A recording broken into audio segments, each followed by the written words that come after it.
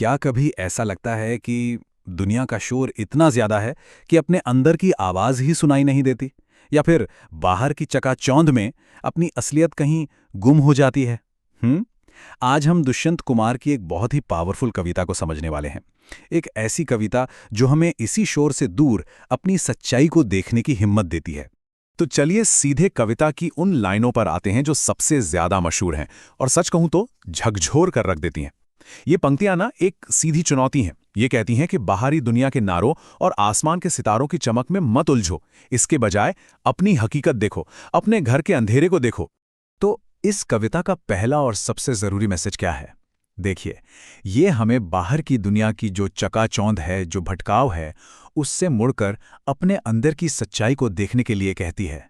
चलिए देखते हैं कि कवि ने इस गहरी बात को कैसे हमारे सामने रखा है।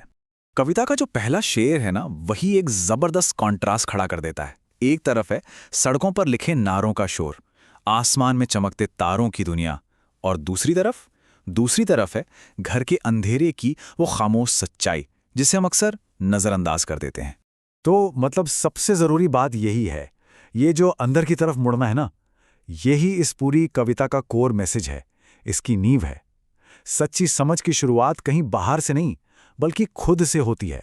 ठीक है, तो एक बार जब नजर बाहर से अंदर की ओर आ गई, तो फिर अगला कदम क्या होगा? बस यहीं से कविता का दूसरा थीम शुरू होता है, और वो है अपने अंदर की ताकत को पहचानना, उसे खोजना।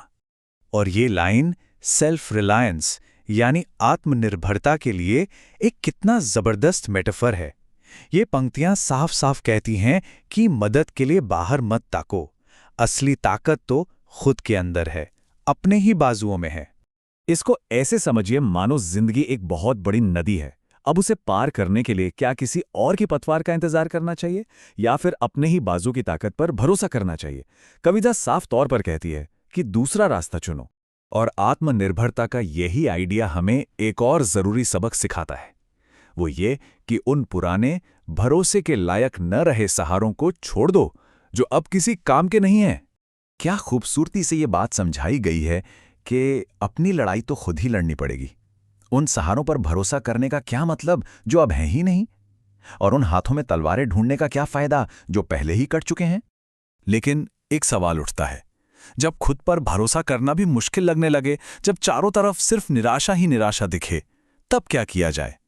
और यहीं से हम कविता के सबसे गहरे, सबसे जरूरी हिस्से में दाखिल होते हैं, यानी कठोर सच्चाई को मानते हुए भी उम्मीद की एक किरण ढूंढना।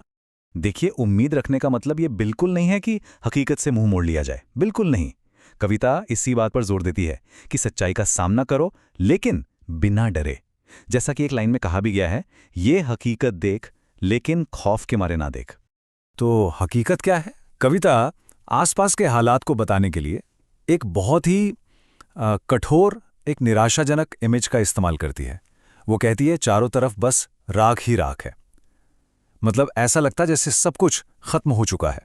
लेकिन फिर तुरंत पिछली बात के बिल्कुल उलट एक शब्द आता है जो उस मेंटल शिफ्ट को दिखाता है जिसकी कविता मांग कर रही है, और वो है उस बर्बादी, उस राख के ढेर के अंदर एक संभावना को खोजना। ये कविता का क्लाइमैक्स है। संदेश एकदम साफ है, निराशा के बीच भी एक्टिवली एक उम्मीद की तलाश करो। देखिए, कविता ये नहीं कह रही कि राख नहीं है, वो कह रही है कि उस राख में जलते हुए अंगारे मत देखो, बल्कि एक नई शुरुआत की चिंगारियां देखो। और यही सोच कविता की एक और बहुत ही खूबसूरत लाइन से जुड़ती है, रोज़नों को देख, दीवारों में दीवारें न देख। क्या मतलब हुआ इसका? मतलब ये कि दीवारों के अंदर और दीवारें मत खोजो, रुकावटों में और रुकावटें मत देखो। इसके बजाय उन छोटे छोटे रोशनदानों को देखो, उन झरोखों को देखो जहां से रोशनी की कोई किरण आ सकती है। तो आखिर में ये टाइमलेस कविता हमें क्या सिखाती है? इसका निचोड़ क्या है जो आज भी इतना रेलेवेंट है? चलिए इसके इस स्थायी संदेश को समझते हैं। इस पूरी कविता से हम 3 एकदम साफ बातें सीख सकते हैं। 3 बातें जो किसी भी मुश्किल वक्त में एक मजबूत जिंदगी जीने का रास्ता दिखा सकती हैं। पहली, अपना नजरिया बदलो, बाहर नहीं अंदर देखो। दूसरी, आत्मनिर्भर बनो, अपनी ताकत पर भरोसा करो। और तीसरी, निराशा में भी उम्मीद की तलाश करो, राख में चिंगारियां खोजो। तो कुल मिलाकर बात यह है कि ये कविता हमें भागना नहीं सिखाती, बिल्कुल नहीं। ये तो हमें हकीकत का सामना करते हुए अपनी एनर्जी को सही जगह लगाने की कला सिखाती है। ये हमें अंधेरे में तारे देखने को नहीं कहती, बल्कि अंधेरे में चिंगारियां खोजने के लिए कहती है।